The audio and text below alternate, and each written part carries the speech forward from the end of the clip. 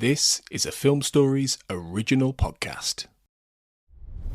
This episode is brought to you by Disney's Mufasa, The Lion King. Get tickets now for the ultimate family holiday movie experience. Reunite with the characters you know and the untold story you'd never expect. Witness Mufasa's rise from orphan to king and see how the legendary villain Scar got his name. Disney's Mufasa, The Lion King, in theaters everywhere this Friday. The kingdom awaits. What's up, y'all? It's Joe Budden, here to talk about Prize Picks. Football season is heating up, and Prize Picks is the best place to get real money sports action while watching football. With over 10 million members and billions of dollars in awarded winnings, Prize Picks has made daily fantasy sports accessible to all. The app is really simple to use. Pick two or more players across any sport, pick more or less on their projection, and you could win real cash on your lineup. Prize Picks even invented the Flex Play, so you can still cash out if one of your picks doesn't hit. On Prize Picks, you can mix and match players from different sports. Real money sports action while watching football. Download the Prize Picks daily fantasy app today and use code FIELD and get $50 instantly when you play $5. That's code FIELD on Prize Picks to get $50 instantly when you play $5. You don't even need to win to receive the $50 bonus. It's guaranteed. Prize Picks. Run your game. Must be present in certain states. Visit prizepicks.com for restrictions and details.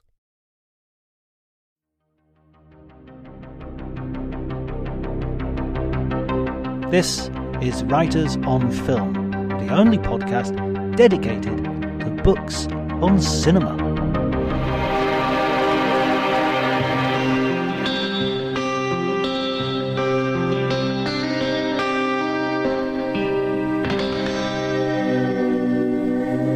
Hi everybody, John Bleasdale here. I just wanted to jump in quickly and say that because of a technical problem, there was a little difference to the audio. It's perfectly easy to listen to, there's no problem, but you will notice that there's a difference.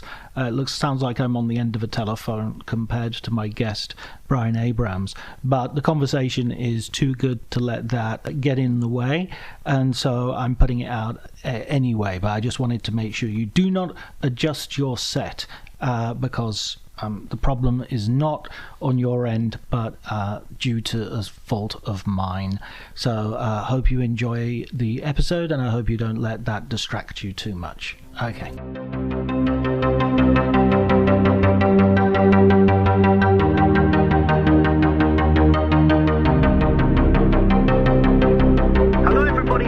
Writers on Film. My name is John Bleasdale. I'm a writer and film critic, and today I'm delighted to be joined by Brian Abrams, who is himself a writer, and we're going to be talking about that perennial question of Christmas, which is Die Hard a Christmas movie? But I promise that's not the only thing we're going to be talking about. Thanks for joining me, Brian. Anytime. And yeah, I promise to avoid that topic as much as possible. Excellent.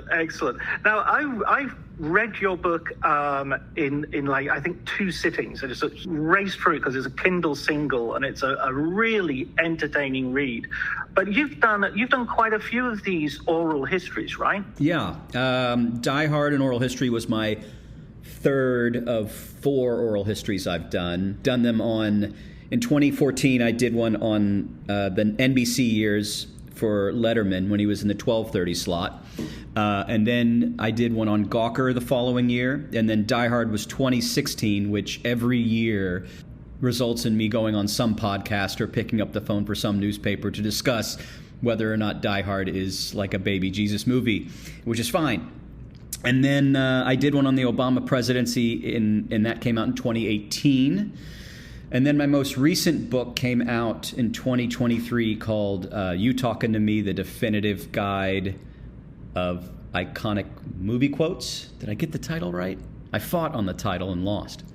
But that's a personal favorite too. It's just it's maybe marketed as the kind of book that I think, a film bro or the annoying sort of film bro who is constantly repeating movie quotes might get for Christmas. But the true secret sauce is it's actually for like real film geeks and gets you to take a deep dive into old Hollywood lore. It was my excuse for writing it. It was the movie quotes angle was my way of getting a publisher to say yes.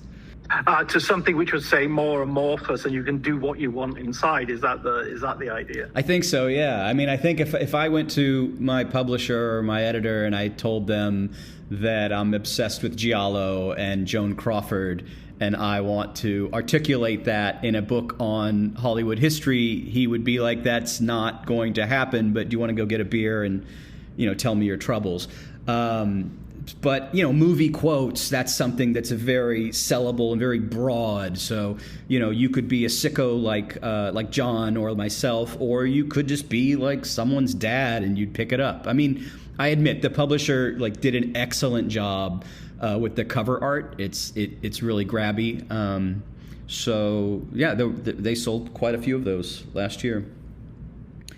What got you into film originally? What was your sort of, have you always loved cinema since childhood, or was there a particular film that triggered a love of the movies? Definitely since childhood. I can point to a number of awakenings throughout life where you sort of, become like the monolith appears for you after a certain viewing, and you become enlightened on a whole other level, for better or for worse. Hopefully you don't become like such an inaccessible shit at happy hour for your normal friends who don't want to hear it. But I think if I were on a therapist's couch now, I could point to, first off, everyone likes movies. I mean, I think it's pretty common, but especially for me, I'm like kind of a late Gen Xer, but I could point to my parents' laissez-faire attitude in parenting, right? They weren't people who necessarily were shoving me and my brother out the door to play sports or putting a book in my hands. And they let us do what we wanted to do, which in their mind was like a very kind of socially liberal, hip thing. But the truth is they just had their own lives. And we also had cable. So, what I'm articulating is a recipe for kids who were sitting down and watching Revenge of the Nerds and Police Academy 100,000 times. And eventually, when you turn 14 years old in 1992, you're just old enough to align and peripherally understand the renaissance that's happening in film. And you see Reservoir Dogs, and you see One False Move. And you talk your father into taking you into a double feature of El Mariachi and Bad Lieutenant, and then you discover this man named Abel Ferrara, and you go down that path, and then everything just kind of takes off from there. How about you? I'm sure you've told the story 100 times by now. Well, it's so funny that you mentioned the monolith straight away, because I remember as a child sort of 2001: A Space Odyssey being on one sort of Saturday afternoon and while I was at my uncle's and auntie's, and I had to sort of say to them, I've seen half of this film, and I was really precociously young. I was really little, but it was just basically, I demand to have the television set for 2.5 hours while this is on. And I made such a big deal out of it. It was almost like, for a while, I suspected myself. Did I have to, insist that this was an important part of me in order to watch the film, or was watching the film making it an important part of me? Right. It's kind of a weird, I had the same feeling when I got glasses very young, that I couldn't work out whether I just wanted to have glasses and ruin my eyesight, or I had bad eyesight and I needed the glasses after all. So that's really funny. Side note, I started having to wear glasses about a decade ago, and the minute I started wearing them, I think this is straight out of a Larry David episode too. People do treat you differently. All of a sudden, in what way? Well, suddenly you feel the impression around people that they regard you as smarter. That's all. I felt that in many rooms I walked into. All of a sudden, I'm a smart guy. The month before, I'm a bimbo like everybody else. And I'm still the same dumbass either way. Brilliant. And the weird thing is as well, I went the opposite way. I went and had the laser treatment. So now I walk into the room and I'm basically treated like Patrick Swayze. I'm jealous. I'm going to do that next. It only lasts for a little while, not because it wears off or anything, but because the doctor just says, "Oh, you just get old and your eyes wear out anyway." So there's only, it's only so long that you're going to get without having to put on a pair of glasses again. So, enjoy that happens. Yeah. Enjoy it while it lasts was the message. So let's get to writing about film. What was the point where you sort of switched from being somebody who was watching Police Academy, and I mean, you've already mentioned, Abel Ferrara, and I mean, God, so some of those films you just mentioned, actually, One False Move, that's a film you don't hear cited much, but what an absolutely amazing film that was. Yeah, well, I mean, I think about 1992 as a flashpoint for me because my brother and I religiously read Entertainment Weekly and Rolling Stone, not to diss Premiere, but for whatever reason, that was not part of our media diet.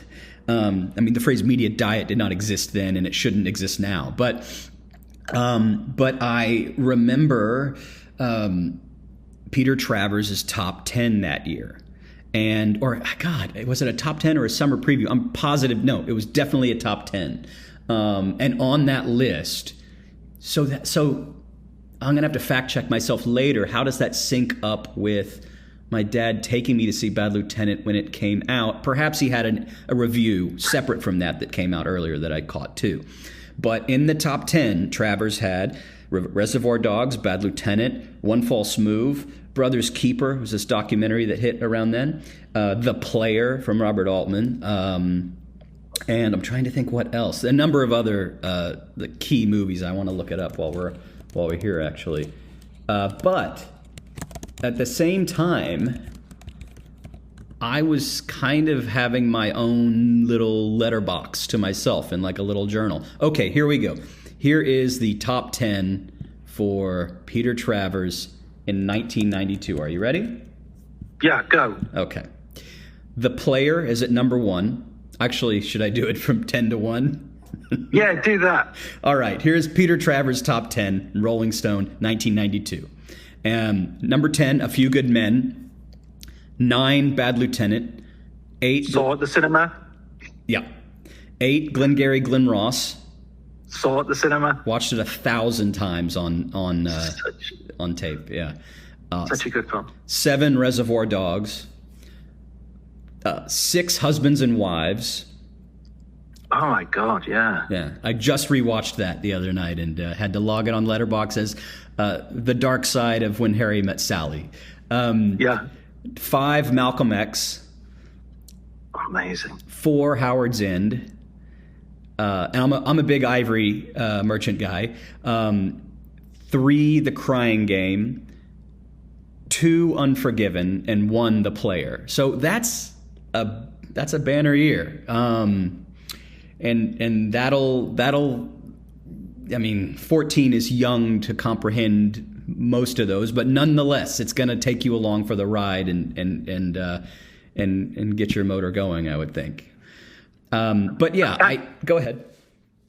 Back when mainstream cinema was kind of dangerous and spoke about adult themes and adult subjects, and we're talking mainstream films there. I mean, all of those films, with the exception maybe of Bad Lieutenant, were really sort of popular sort of Hollywood cinema, Unforgiven and Malcolm X, and they were all, I saw all of them on the cinema. Howard's End, I saw all of those on the cinema. I mean, it was a great time because, you had also Sundance was on fire at this point, like Sex Lies videotape in '89 was the thing that kicked them off. But by '92, and with Reservoir Dogs, it sort of made the Sundance brand more commercialized and less of like an eating your vegetables kind of art film where it's about a documentary about lesbians who are like making wheat in Thailand or whatever it is that was like sort of the negative connotations with, pedantic type indie titles. And all of a sudden you're dealing with, Carl Franklin and Tarantino. And I know that Tarantino famously back then denigrated Merchant Ivory to benefit his movies, right? He would He would, make fun of the costume dramas that the Academy would always sort of rain praise on. And on some level, he's right. But I mean, Howard's End and Remains of the Day are both bangers. It's just that you had this moment where people garnered more interest in indie films. They kind of were able to meld into the mainstream along with the Unforgivens and A Few Good Men I'm not exactly a fan of, but I can appreciate why people dig it. Malcolm X, I remember distinctly Spike Lee making a stink with Warner Brothers having Norman Jewison assigned to direct it, and they understood that they were fucking up and brought him in. Anyway, yeah, a great moment for all of that. So absolutely. And then you so at what point did you start writing? What was the move that you thought, okay, I'm gonna put pen to paper and publish my thoughts? Right. Well, I think I got into, this is going to make me sound 100 years old. I started getting into film writing or just journalism in early to mid 2000s. I was freelancing for a local alt weekly and started freelancing for Maxim and a couple of food sites and MrSkin.com when they used to pay $300 a pop. And that was just a way to explore, to interview directors from teen sex comedies and sort of just talk to them about 80s morality. Right. So it wasn't just about tits. I mean, it was, but it was hopefully less surfacey than. So you weren't the person who was basically spotting where somebody revealed their private parts. No, yeah, right. Where you, for those in the audience who are not familiar with MrSkin.com, it was this website. I guess it still exists, where you could pay a membership. I don't know how they got around the legal loopholes on this one, but you could look up any nude seed you wanted. So if you wanted to look up, I don't know, Blame It on Rio with, I believe, was that Demi Moore, and was her name Michelle Williams? Let me look this up if I remember that correctly. I just remember Michael Caine. See, I watch it for Caine. Oh, right. Well, Michelle Johnson was her name. But anyway, yeah, you could, the site has like every video clip, and at the 48-minute mark, there's someone's in the shower and this, that, and the other. So that was it. But they had this, but they had like an editorial supplement to it. And the editor, Mike McPadden, who's no longer with us, he had worked at a number of like film publications, and I forgot how exactly we connected. And I just started pitching him on different sort of film ideas. And I was infatuated with this one teen sex comedy from '82 called The Last American Virgin, which is really... I remember the title, but I don't think I ever saw it. So it is the American adaptation of a series of successful Israeli teen sex comedies from the late 70s called Eskimo Limon, which means lemon popsicle. And it was from this director named Boaz Davidson, who ended up coming to America, and I believe he started directing for Canon or for Golan Globus or for one of those outfits. And Last American Virgin was his sort of, he just kind of did a smattering of all of the Israeli versions of his films for the American audiences. And it has an amazing soundtrack, and it's really bold in a strange way. And that's like the Israeli sort of sensibility of just kind of being unafraid with nudity in the way that I think Americans we're just still puritanical and suppressed and shy and fucked up. But you know, at least we don't genocide. Well, actually we do. But if I remember correctly, the film came out the same month as, or around the same time as Fast Times. Fast Times also did not do well in the box office.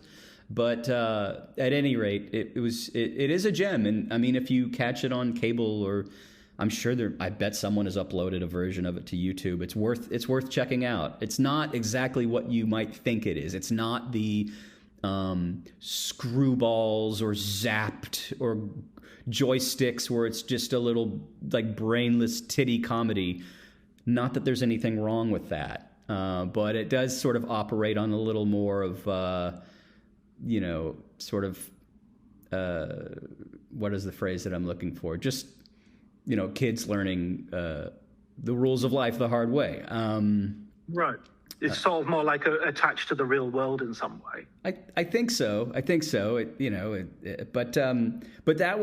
ended up doing a couple of stories on that for Mr. Skin while writing for a newspaper.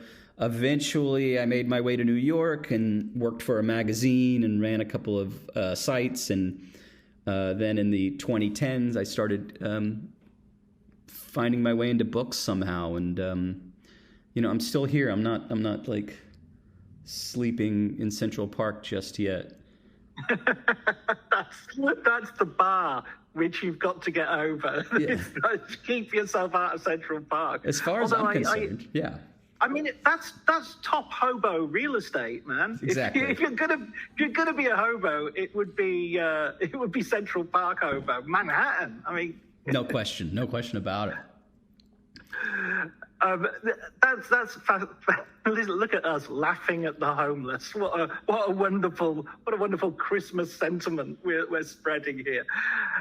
In Italy, I'm based in Italy. In Italy, the Christmas movie, our It's a Wonderful Life, is Trading Places. Remarkable, isn't it? Yeah, that's they've re-released it at the cinema this year because it's such a popular movie at Christmas. Where in Italy are you? I'm in northeast, near Venice and Padua, that sort of region. I would have never suspected that. I would have hoped for like that Edwige Fenech might have been in some like crazy sex comedy where she had to cover her nipples up with wreaths or something like that. I'm sure she has. We have that as well. But that's not the It's a Wonderful Life. I had no idea that Trading Places was that for Italians. Yeah, absolutely it is. Yeah. I once did an article on The Economist of different countries having different... And there's like, in Germany, there's a short film in English, which is shown every Christmas and is like... Basically, there's lines from this film which are... which you can say to a German in English, because the film is not translated or subtitled. It's only in English.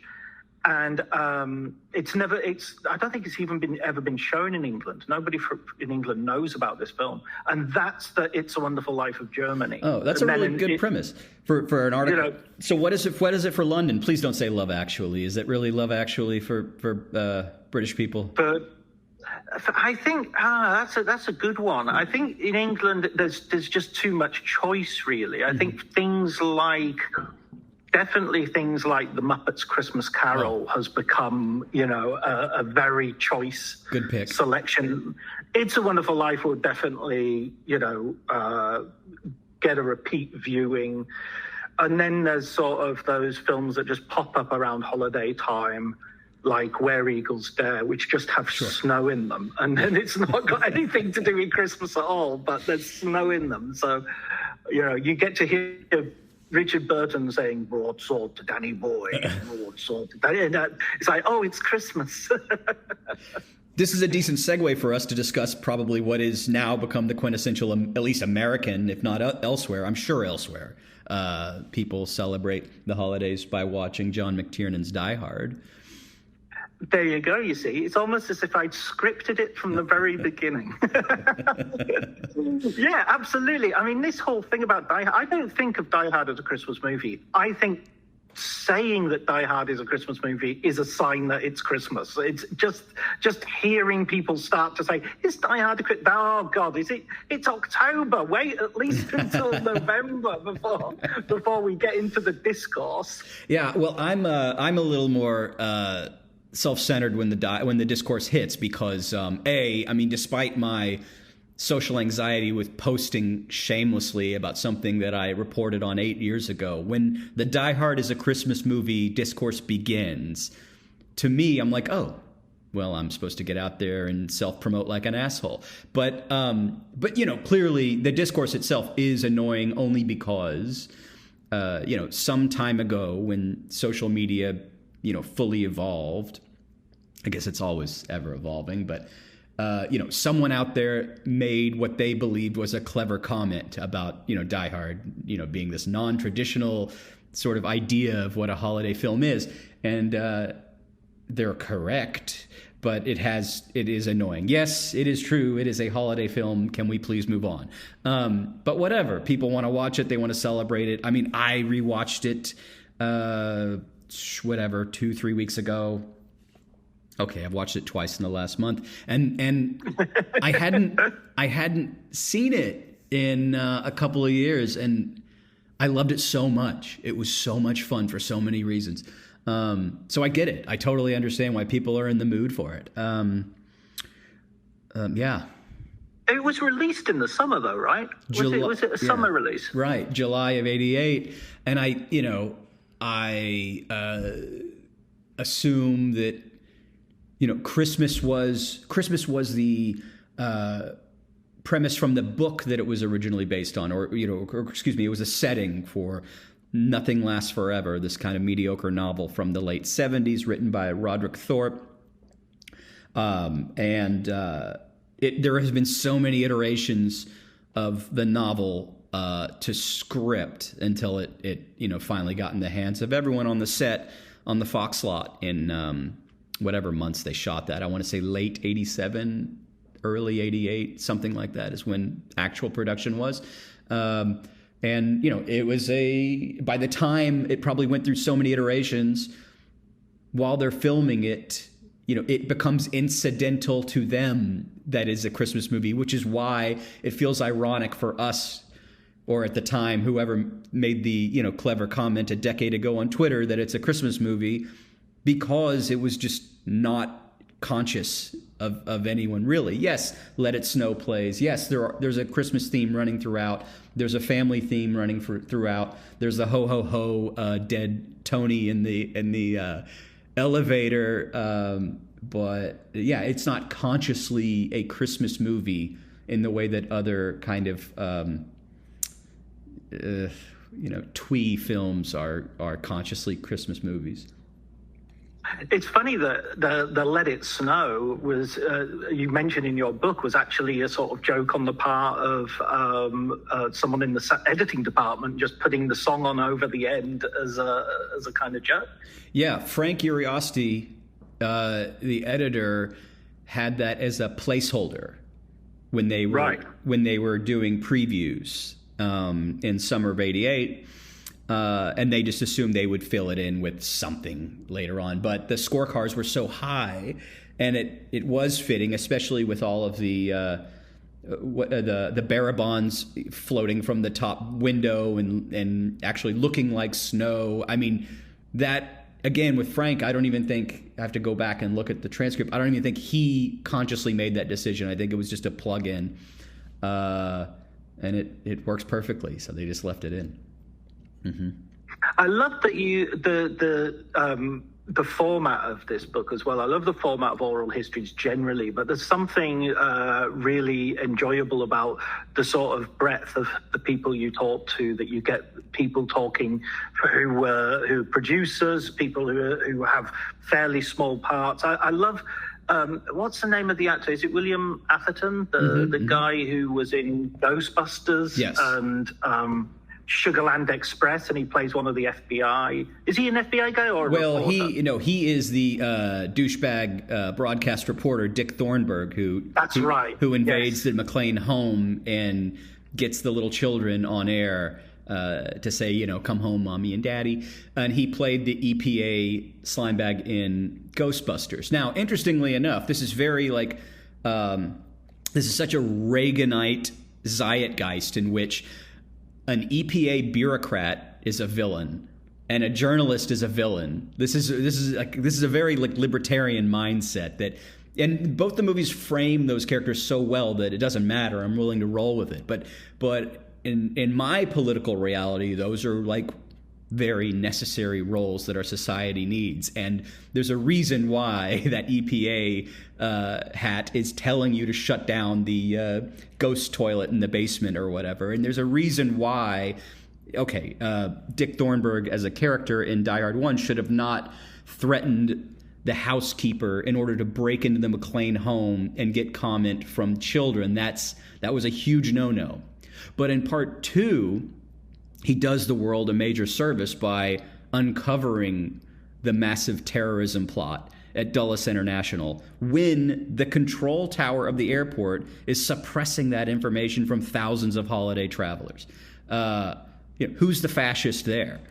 I mean, it's so funny that he starts off and you see him in. I mean, he's already kind of got the ball rolling, appearing in Shutterland Express as the lead, and in that, alongside Goldie Hawn, he's the kind of outlaw character. He's the quintessential 70s outsider who's, who should be, who you're rooting for. And then, as you say, come the 80s, he's playing a series of characters, all called Dick,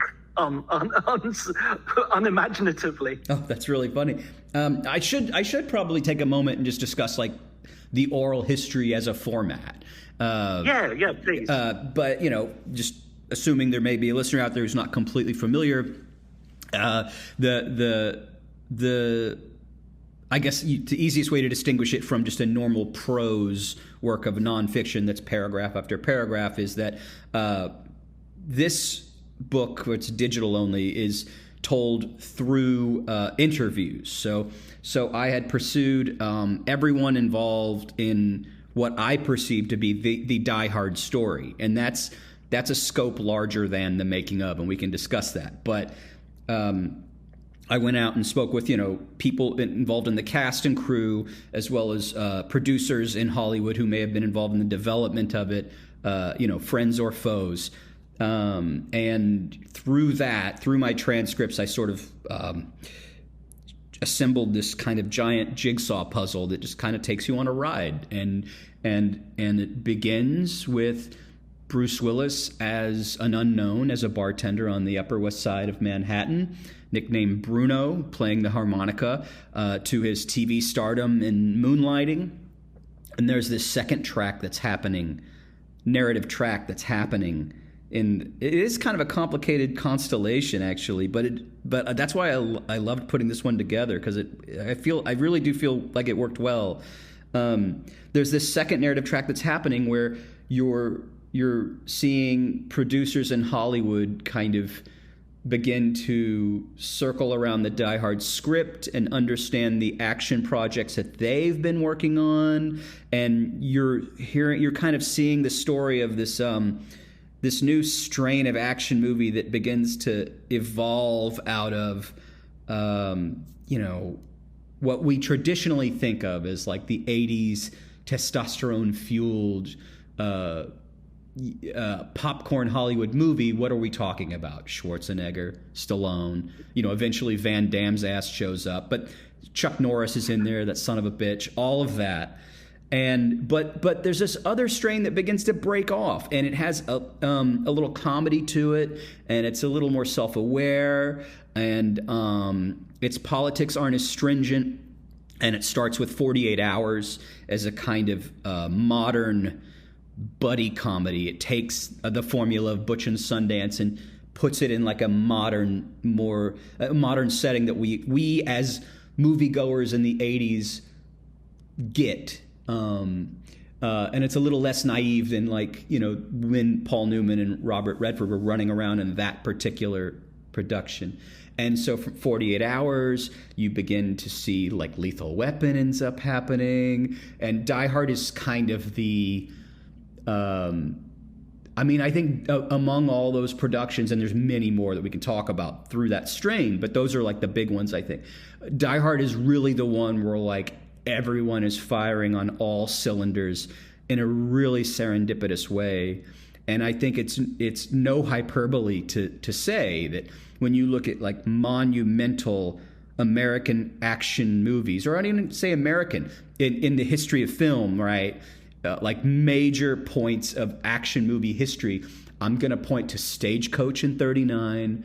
And please, John, jump in when I'm going to need you for a couple of gaps. But the ones that immediately come to mind: Stagecoach in '39, Rio Bravo, whenever that came out, '58, '59, Goldfinger '64, and I'm going to point Die Hard in '88.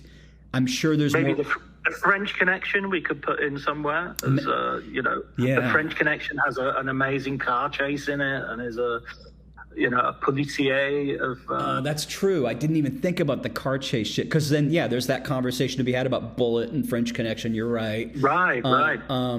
And so, but, I'm sure there's others. That's a really good one for the 70s, yeah. But anyway, Die Hard is right up there in that conversation, like, without question. Yeah. I wonder if Wild Bunch would be a good call for a action movie. It's not necessarily mentioned in the same breath as Die Hard, but it's definitely a film which is a series of set pieces of action set pieces. Yeah, it counts. I guess I feel I'm such the end and the bridge, and the train, and the finale. Yeah, of course. Like I like. Wild Bunch is an all-time for me, and I think I'm like being a snob about it, that it's transcendent for me. It like belongs above the action genre, which is so snobby, because what's that about? I mean, action movies should be in the same conversation as anything else. What? And actually I do feel that way about Die Hard too. I mean, script-wise, that belongs in the pantheon with Casablanca and The Apartment and Chinatown, or whatever other screenplays you deem as like top tier. The Verdict, Witness, take your pick. What I love about the approach of the oral history in this particular case as well is you can allow all those different voices that have come together in the production and in the making of the film. And they disagree. They fundamentally disagree about, like, who came up with this line. It was Bruce Willis on the day. I wrote it 3 months ago.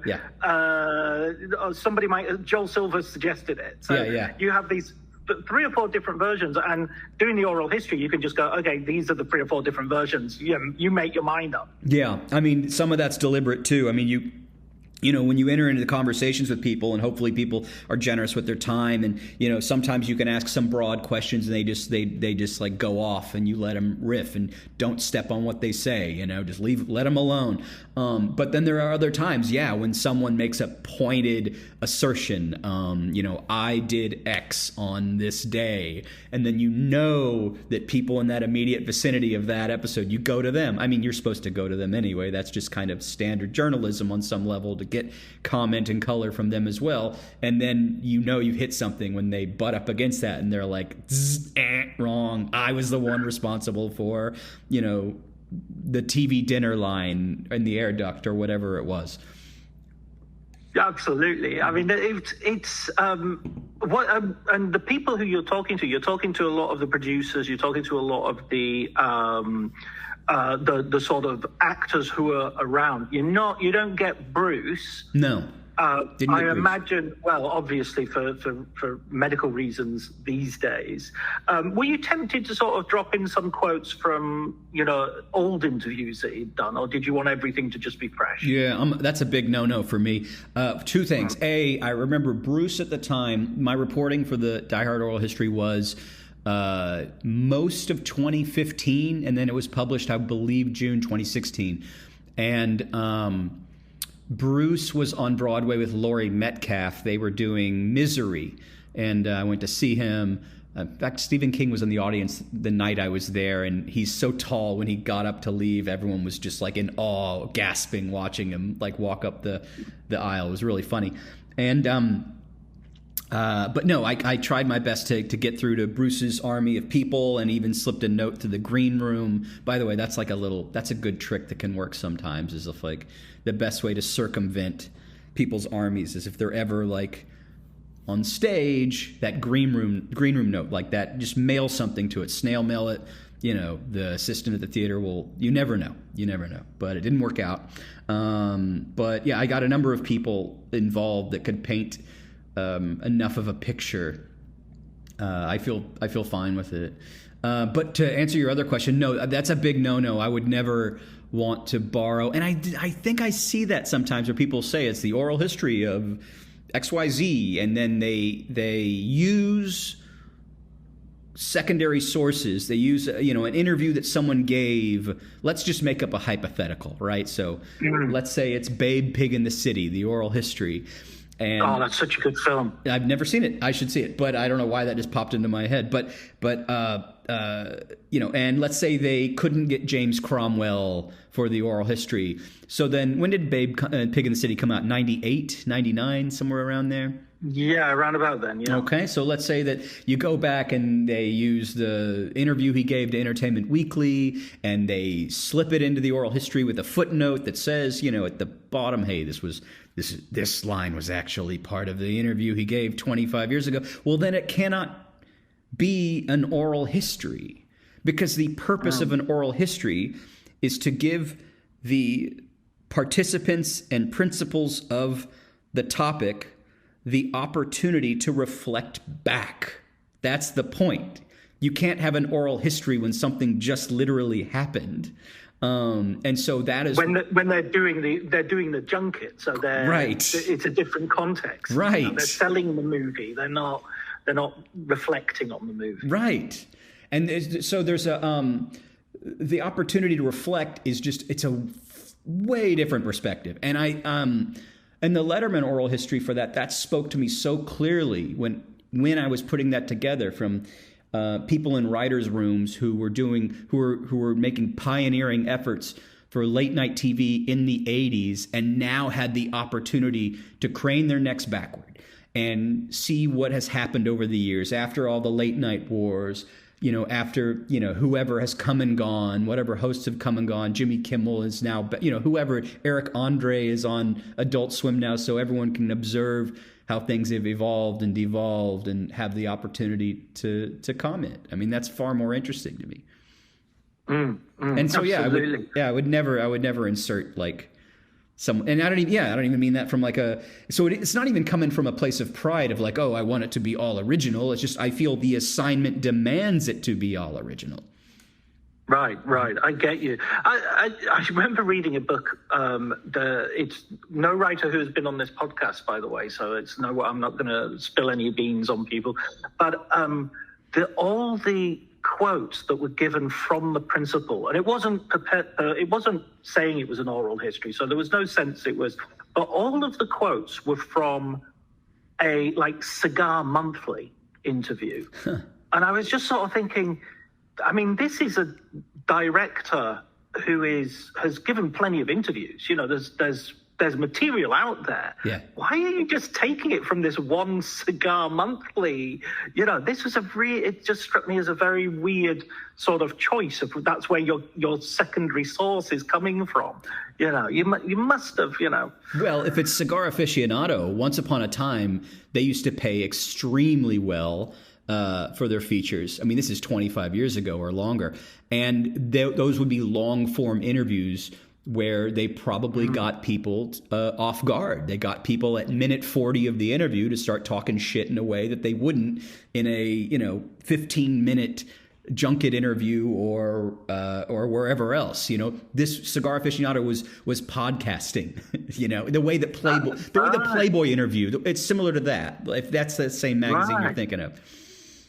Okay. So asked and answered. Excellent. Now I stand corrected with that one, because I was always perplexed by that, because it was it's a good book, but I was always perplexed by why that was the secondary source that seemed to be relied on for the principal person who, the director of the film that the whole book was about. Anyway, let's get back to Die Hard. And there's another action film, Baby, Big in the City, and obviously George Miller's Fury Road of course. Would be up there in the pantheon. What makes Die Hard so exemplary to you? What are the ingredients which for you push it beyond the films which surround it, sort of the Schwarzenegger's, you mentioned a few that come out that year, Rambo 3 and Red Heat, and that don't do so well and sort of show maybe the appeal of those actors to be flagging somewhat. there is a precision with which the Die Hard narrative is executed that Rambo 3 or Red Heat can't touch. And that's just one layer of Die Hard. That's before we add on the next layer of like the humor that is brought in. And then we can add the layer of Bruce's stardom. And then we can add McTiernan's wit in directing. But at the foundation, you have a script from two men, Jeb Stewart and Stephen E. D'Souza, who have very different sensibilities, both senses of humor, but they both brought something really fantastic. Jeb Stewart, I would say his other like amazing script is The Fugitive in 1993. Right. He brought in just a real like skeleton of that there was something behind these set pieces. It's not just, you know, the C4 exploding in the elevator shaft. He brought in the beginning elements of, you know, John McClane getting in a fight with his wife, and then bad things happen, and now he has to make up for it. And there are other, and then Stephen E. D'Souza came in and kind of gave it the 48 Hours flavor, buddy cop-esque flavor that Joel Silver Productions had at that point kind of been known for.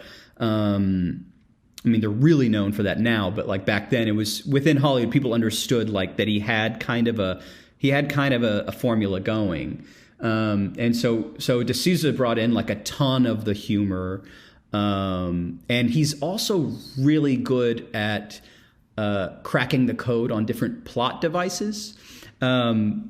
It seems when you're watching the movie, you may not realize it. You may not even realize it when you go to the fridge that night. But you know, you look at fists with your toes on the airplane, sets up shoot the glass 45 minutes later, right?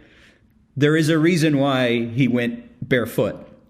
And that is also something that signifies him as you know, the underdog in this scenario. He's not Stallone, who is invincible and can take on 9 guys in 5 seconds. Every hit and every kill counts. And in fact, when he kills Tony, I believe that's his first terrorist he kills, it's accidental. He has him in a headlock and they roll down a flight of stairs. Tony's neck breaks incidentally.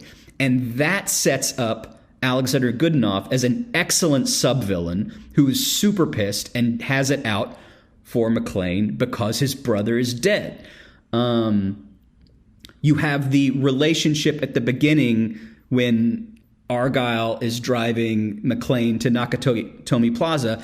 He hangs out in the garage because he's waiting for the call from McClane to know whether things are cool with him and the wife or not. And he doesn't get the call, but he's hanging out because they made a bond together, they got along together, and also he's going to get a good tip. So like all of these little small things along the way set up for what happens in, you know, Acts 2 and Acts 3. The Apartment with Billy Wilder is very similar in that way, where it's just this Swiss watch. Everything is just kind of connected in this beautiful way. So once you look at that, like, try to show me a script for Commando or for First Blood Part 2 or you know, whatever else, and nothing touches this shit. I mean, that's where the conversation begins. Even like down to the terrorists being bank robbers, and I love the Alan Rickman line about I read about them in a magazine. I read about this in a, you know, there's a real humor. There's a real sort of casual like we just tossed this idea off, but in fact, your book shows that that's actually a fundamental change that John McTiernan wanted to have. He thought terrorists just weren't fun. Yeah, and so this is where everyone's firing on all cylinders. And yeah, like you said, that's where part of the levity also comes in. Is McTiernan, the director, recognized that terrorists are just a downer. I mean, the novel Nothing Lasts Forever is these terrorists are politically motivated, and it's the novel's even more dour than that, because the John McClane of the book, his name is Joe Leland in the book, is actually in his 50s rather than, McClane, I guess you would say he's probably 35 in Die Hard, something like that maybe. Joe Leland is going to his daughter's Christmas party in L.A. So there's not even a romance element. And the daughter gets dropped off the building at the end. I mean, it's just such a... So this is why the novel got passed by script analysts when it made its first couple of rounds, because it just felt just like a bummer until one of the analysts, Dan Mazur, who worked for Larry Gordon... Well, we can get into producers later if you want. But nonetheless, he happened to see something in it. He saw elements that spoke to kind of the 80s action moment and recognized that there was something here to play with. But yeah, McTiernan knew to make them thieves instead of terrorists, to keep, let's sell some popcorn, I love the fact as well, talking about the novel, that Frank Sinatra was in The Detective, which was also based on a novel by the same writer. And I remember hearing, I think this might be a factoid, as in an untrue piece of information, that Sinatra was offered the role because it was almost like a contractual obligation that they had to offer him the sequel. Yeah, I've heard that too, but I couldn't verify that at all. But so the story goes. So Roderick Thorpe had this Joe Leland character in multiple novels, and The Detective was one that he wrote in the 60s. Nothing Lasts Forever was the follow-up that happened years and years later. And they did make it might have been Fox as well in the 60s. Who cares? But anyway, The Detective came out in the late 60s. Sinatra was cast in it. I dare anyone to try to get through it. And yeah, there is this idea that somehow they needed to offer it contractually to Sinatra in 1986 when production was underway, or 85 when pre-production. I mean, there's just no way. And there's no way that's happening. It feels like an invented rule as well. I mean, there are plenty of films which repeat characters, and they don't belong to the actor who played them the first time. That seems like suddenly that's a rule that's never existed before. I mean, yeah, I don't know. Look, I'm not an IP lawyer, but I would imagine there's no judge in California that would look at this and go, "Oh, yeah, this is clearly part of the Detective franchise." No, it's just material that gets adapted and used elsewhere.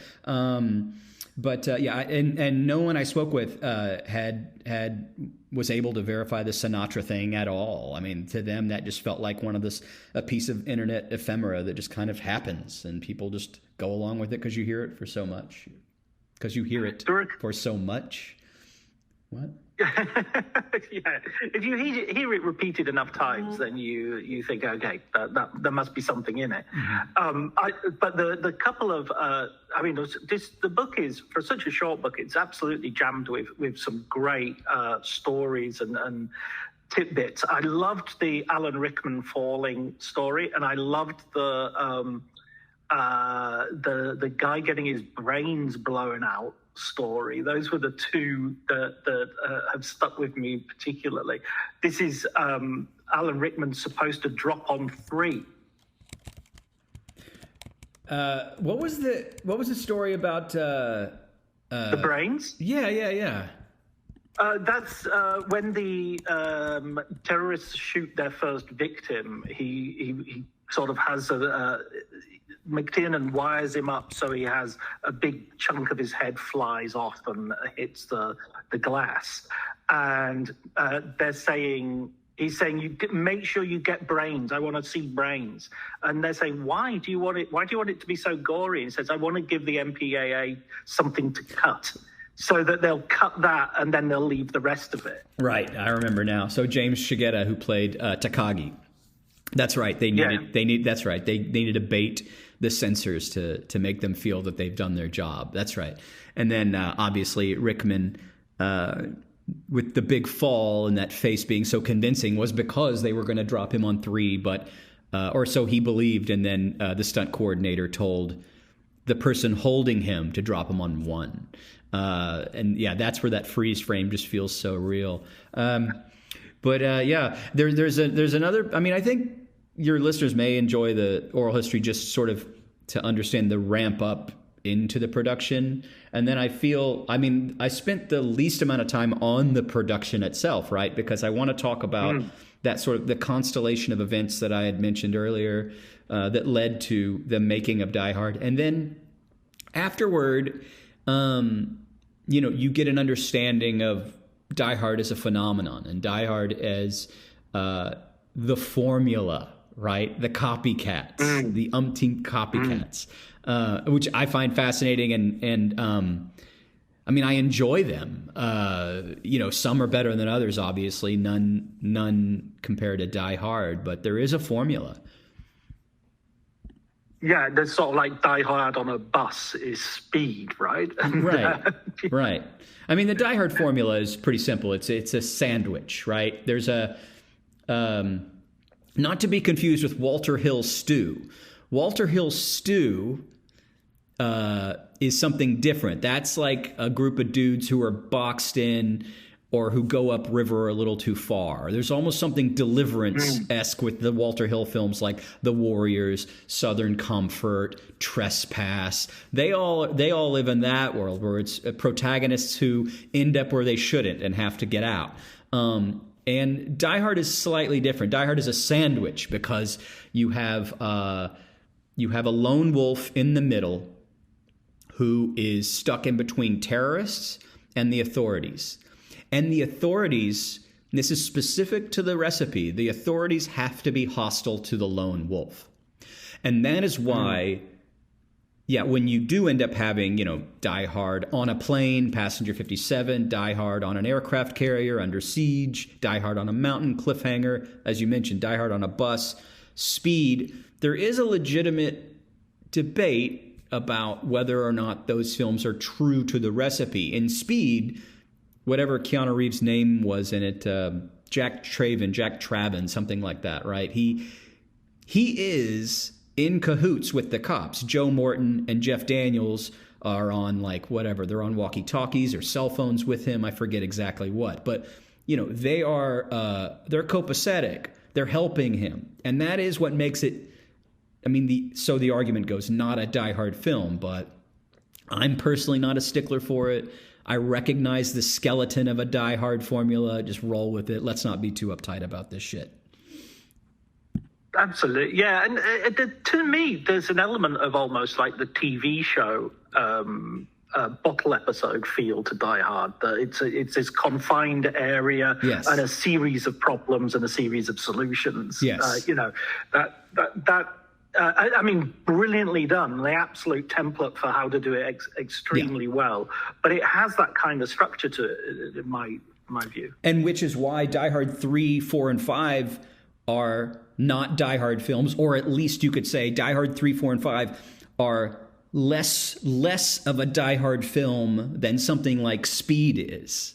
I mean, John McClane exists in 3, 4, and 5. Well, at least I could say a well-written John McClane exists in 3, 4, and 5. Those are just Bruce Willis movies. But yeah, those are movies that, I mean, I suppose 3 you can give some slack by saying, look, this is the third Die Hard. The so-called confined space is New York City this time. Right. I mean, they're stretching it a little, but I get it. By the third film, you're like, all right, we have to outdo the 3 planes that blew up in the second one. So where do we go from here? But just saying, I'm putting it out there that Sudden Death with Jean-Claude Van Damme is more of a Die Hard movie where he's at the Stanley Cup and sticking terrorist's face in the doesn't he put it in like a vat of grease or something like that? That's more of a Die Hard film than Die Hard 3. Right. I always felt the air went out of that movie at a certain point. The whole moment. In Die Hard 3? Yeah. The whole setup at the beginning is amazing. Mm-hmm. It's really well done, and there's a real paranoid tension, and it almost feels like a 70s movie. It has that sort of shot on real streets feel to it. Yeah. And then the minute it sort of has helicopters and stuff, it's just like, oh, they can go anywhere now. I totally agree. It doesn't feel like it's James Bond. Yeah, I mean, it has a touch of Pelham 1, 2, 3, and then then when Jeremy Irons shows up to rob the Federal Reserve, and once we start exiting Manhattan, yeah, I mean, the film loses steam altogether. But I love watching McClane hauling ass in a cab across Central Park, running up and down the avenues of Manhattan. But yeah, once we leave the city proper, then you're just kind of checked out, and you definitely understand that the film itself is checked out, and that they had trouble. They had trouble with the sort of putting the script together. It was based on a novel, and then by the time that this is not an oral history, this is just something I sort of stumbled upon when working on the Movie Quotes book last year, because I spoke with William Wisher, who was James Cameron's hometown friend. They co-scripted The Terminator decades and decades ago. And Wisher was hired for on-set rewrites for Die Hard 3 because of the troubles they were having with production. The plot lines went nowhere and didn't make any sense. And as we mentioned, it just didn't feel like a Die Hard movie should feel. So there's a really kind of funny anecdote where they brought back John McTiernan to direct Die Hard 3. And there's this moment in the hotel room after the production wrapped that afternoon, and it's just McTiernan and William Wisher and Bruce Willis, and they're worn out, dejected, days and days and days of trying to piece together things on the fly, rewriting as they go, which if you watch the movie again, you will say to yourself, this absolutely feels like they're just fucking making it as they go. And McTiernan, kind of flustered, and in his own macho way, just kind of turns to the both of them and is just like, we're the only ones who understand what this movie's about. And then Bruce just kind of shrugs and says, yeah, but I'm the only one who can't leave. I mean, they were just trapped. Absolutely brilliant. It's sort of like the bit where they're sort of like, they should say, okay, let's just blow him up. Let's kill him. Let's kill him in this movie. That would be the best end. Then you've got a trilogy. Then you don't have to keep going on. What do you think of the sort of the action movie? You know, you're talking about those transcendent movies. Where do you think it is now as a genre? I mean, you're asking somebody who, if you go to my letterbox right now, like, I'm not really watching modern movies. I've been watching a lot of Russ Meyer. I've only seen The First Born Identity, but I will say this, but I have been obsessed with Bond movies lately, by the way. But I could easily poo-poo like cinema today, like probably every one of your guests that comes on, because it is not what it used to be. It is no longer the center of culture. We have, we live in a universe where conglomerated powers have their they have their board members who need to see profits, and so every production is either a $300 million thing or something shot on an iPhone for 9 days, and the productions in between are fewer and fewer and fewer. So it's shitty. It's fucking shitty, But that said, I mean, look, I'm at the theater often. Is there like an epic action movie that comes to mind from the last 5-10 years that I love? I mean, you mentioned Fury Road. That's a great one. I'm really satisfied with the Daniel Craig run of Bond films. Not this last one. I think this last one, it had just a little too much self-importance. Like, it had this sort of pressure to like end it. I like that he died. That's cool. Whatever. I like the dark notes, but it had this feeling that it needed to be so much more than it was. But I like the Craig films. I mean, what you know what? I haven't even seen all the Mission Impossibles, but people swear by Ghost Protocol. What have you seen that I should check out? I'm well with you on this. I think the Mission Impossible films are always sort of entertaining sort of event movies, and I'm there for that. I'm happy to sit there. They all blend together. Mm-hmm. Maybe the first two, maybe the first three are more distinct, especially 2 with John Woo being so crazy. But the rest of them just feel like it's Tom Cruise going through a very protracted midlife crisis, which I'm there for. I'm totally happy to watch them. I love the Daniel Craig ones, and I again agree with you about No Time to Die. I thought it didn't stick the ending. I thought it could have been easily a half hour shorter, and it would have been a much better film. I didn't understand why it felt the need to sort of kill Blofeld for no particular reason, and in a way which was so dismissive, having set up that character. What do you think about the Spectre sort of retro plot of them being foster brothers? Yeah, I didn't mind that. Only very recently I did a reread of all the novels. And in fact, there's a accompanying podcast called the James Bond Book Club, which is concentrating just on the Fleming books. And of course, that's where it's in Octopussy that you get the backstory for Spectre and the mountaineer stepfather who gets killed and what have you. So I kind of like that it sort of does dip into James Bond lore, so to speak. So that is part of the novels, that Blofeld and Bond are foster brothers. No, the father that he mentions exists in the story, but not the Blofeld character. No, Blofeld exists in 4 or 5 different novels. Yeah, and I'm just starting on the novels now, actually. So they're really.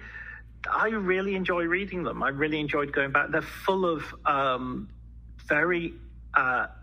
They're like time capsules, you know. They have these really strange attitudes, and almost everything about them is very different to the films. You know, especially James Bond himself, who, instead of being this Superman, it's a little bit like John McClane. Instead of being this sort of Superman who can do all these things, in the novels he's constantly thinking, "Oh no, I'm going to die. I'm dead now, aren't I?" You know, and he's rubbish as a spy. You know, at one point they give him a false name. And he's walking through an airport and someone's calling his name and he's like looking behind him and he's like, oh wait, that's me. I'm supposed to be that person. And he just constantly does that sort of really naive, you know. It's almost like this is the middle of the 20th century and they haven't quite actually invented spying yet. There's still too much there's too much of a gentleman's code for them to, you mean I've got to lie? Oh, I don't know if I can do that, but I'll try, you know. I can't wait to get through them. I'm wrapping up Casino Royale now, and it is a comfort, and it also keeps me off TikTok. So this is better for my brain, I think. Absolutely. The solutions of the world are long form fiction and books, I think, and you know, cinema will, you know, will save us. And free healthcare, I think, would be Fortunately, I'm in a country which still has a very reasonable welfare state. You pay a little, but if you don't have any money, you still get treated. So that's all good. Well, listen, I have one final question for you, Brian, and this is it. A recommended film book, please. I have one that is just a light, dumb coffee table book that was self-published by screenwriter Tom Holland, not the Spider-Man Tom Holland, but Child's Play screenwriter Tom Holland, who was also the screenwriter for Psycho 2. And he did a very cool coffee table book on the making of called Oh Mother, What Have You Done? If anyone has seen Psycho 2, then I don't think they'll have a problem immediately buying this because they'll know how amazing that film is. But it touches on some of the tensions between the cast. I think there's commentaries out there that get a little more colorful with it, but nonetheless, it's if you're a Psycho 2 head, then it's a fun thing to flip through on a lazy afternoon or two. Brilliant! What a great recommendation. Nobody's recommended that one before, so that's an excellent recommendation and a good opportunity actually to revisit. I love those sequels which aren't which take on massive movies. I'm thinking of 2010 as well as an example of a sequel that takes on a huge movie. Yeah. And although it's nowhere near 2001: A Space Odyssey, it's not actually bad. It's actually a good film, Yeah.